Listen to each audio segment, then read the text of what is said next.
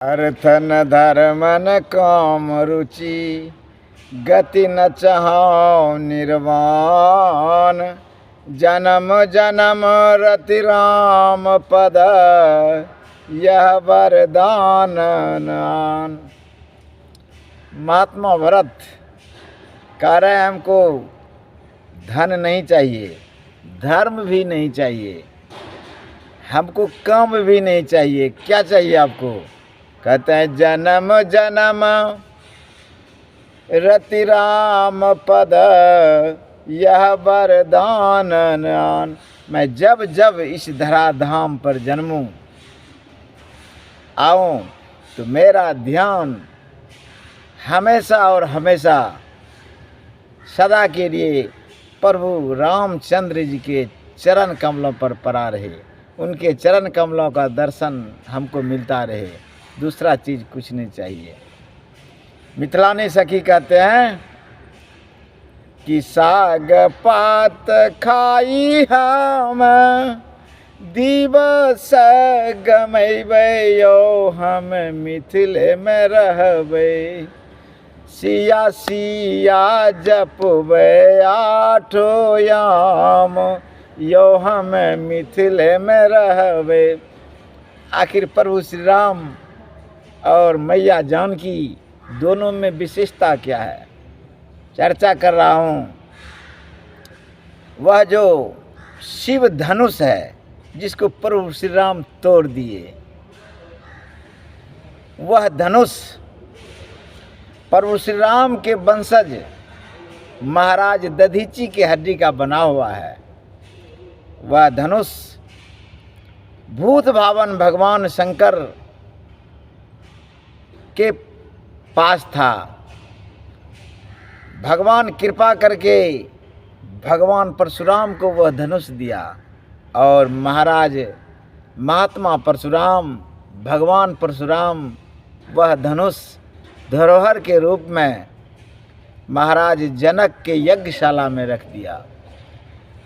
महाराज जनक और महाराज जनक के समस्त बड़े बड़े योद्धा कभी कभी प्रयत्न किया उस धनुष को हटाने का, किसी से उठा तक नहीं। जिस यज्ञशाला में वह पिनाक रखा हुआ था, उस यज्ञशाला का सफाई बार बार मैया सुनैना करती थी। एक दिन किसी कारण से माँ सुनैना हमारी किशोरी जी को आदेश दे दिए कि जाओ आज तुम वो यज्ञशाला का सफाई कर दो, पोताई कर दो। पहले गोबर और माटी से जो है, अभी भी हमारी माता गावर में गोबर माटी का लेप लगाते हैं, पीला माटी, गोरा माटी।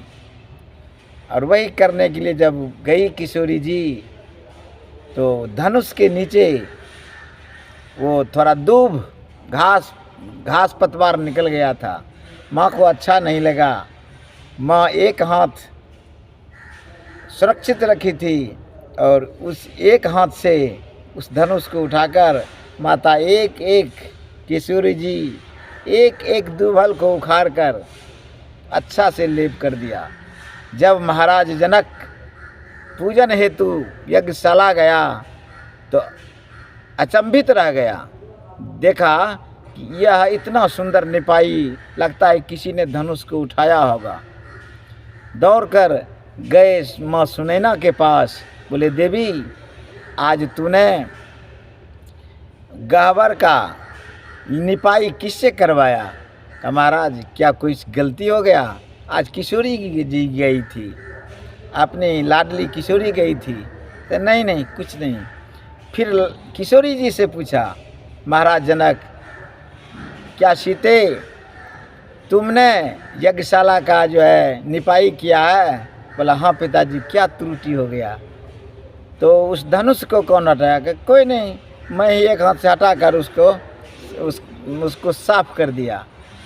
अब महाराज जनक अपने गुरुदेव भगवान सतानंद सभी ऋषि मुनि से प्रश्न किए, यह धनुष तो हम सभी से उठा तक नहीं, लेकिन अपना बिटिया रानी इसको एक हाथ से उठाकर उस यज्ञशाला का सफाई किया। तो इसका मतलब है यह बिटिया रानी साक्षात जगदम्बा है, इसका विवाह किससे किया जाए। तब सभी ऋषि मुनि बोले कि भगवान इस धराधाम में जिसको भेजते हैं जोड़ी लगा कर भेजते हैं, बिना जोड़ी का किसी को नहीं भेजे। तो एक शर्त रख दो, जो इस धनुष को तोड़ देगा, उठा लेगा, उसी के साथ सीता का विवाह होगा। और यही प्रण कर दिया। लेकिन दुर्भाग्य से सभी मतलब क्या कहते हैं, सभी जगह महाराज जनक दूत भेज कर न्योता दिया, निमंत्रण कार्ड भेजा, लेकिन अयोध्या नहीं भेजा। इसका भी बहुत बड़ा कारण है। अयोध्या इसलिए नहीं भेजा कि एक ऋषि, सुना जाए कथा, एक ऋषि तपस्या में लीन था, उसके आगे में कमंडल रखा हुआ था। एक पतिव्रता नारी अपने लाचार पति को कंधा पर लेकर जा रहा था और पति के धुन में मस्त थी, और कमंडल पे लात लग गया, जल गिर गया। जैसे जल गिरा, ऋषि क्रोधित होकर श्राप दे दिया कि जाओ, जिस पति को लेकर तुम इतना क्रूर होकर चल रही हो, यह कल का सूर्योदय नहीं देखेगा। और वह भी स्त्री पतिव्रता थी। घूमकर महात्मा को चुनौती दिया कि अगर आप श्राप दे सकते हैं तो मैं भी पतिव्रता हूँ, मैं सूर्य को उगने तक नहीं दूंगी। बहुत दिन तक इसके पतिव्रता के प्रमाण पर, सतीत्व पर सूर्य का हिम्मत नहीं हुआ कि मैं उगूं। और सभी ऋषि मुनि जब आकर निवेदन किए कि देवी तुम मान जाओ, कहता है नहीं, पहले कहिए ऋषि को अपना श्राप वापस करने के लिए। अब ऋषि बोलते हैं दिया हुआ श्राप तो वापस नहीं हो सकता है। और यह जो है महिला बोल रही है मैं अपने पति के प्राण के लिए कुछ भी कर सकती हूँ, मैं कैसे विधवा रहूँगी। तब संत सभा में एक संत बताए कि आप थोड़ा जो है सूचना दीजिए, अगर कोई सती आकर इसके पति को कच्चा धागा बाल्टी में बांधकर और कुआं से पानी निकाल लेगा और उस पानी से नहला देगा, तो महात्मा का श्राप भी फलीभूत हो जाएगा और इसका प्राण भी बच जाएगा। जनक राज में ऐसा कोई नहीं था।